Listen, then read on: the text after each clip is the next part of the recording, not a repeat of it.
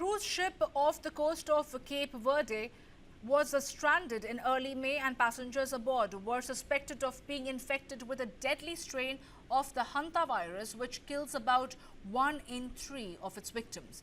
An international biomedical research center in Senegal was one laboratory that answered the call for help. Take a look at the package. This biomedical research center in Senegal is one of the labs that helped crack the hantavirus outbreak. In early May, a cruise ship became stranded off Cape Verde with passengers suspected of infection with a deadly strain of the virus. The ship had stopped at several remote islands, and the World Health Organization needed answers. A plane with specimens collected from the suspected cases on board landed in Senegal on May 5th. At the Institut Pasteur de Dakar, scientists worked through the night. Within 24 hours, they had produced a partial genome showing the illness affecting the passengers, the Andes strain of hantavirus.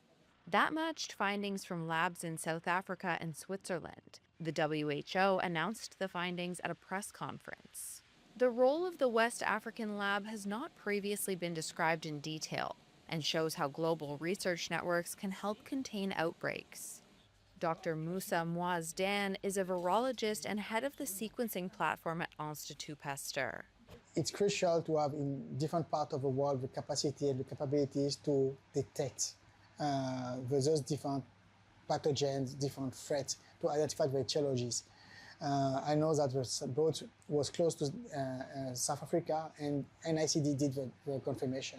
It was close to Cape Verde, and the samples were shipped to Dakar, IPD in Senegal, Institut Pasteur de Dakar in Senegal, and we also be able to make the confirmation, the diagnostic, and the genomic characterization.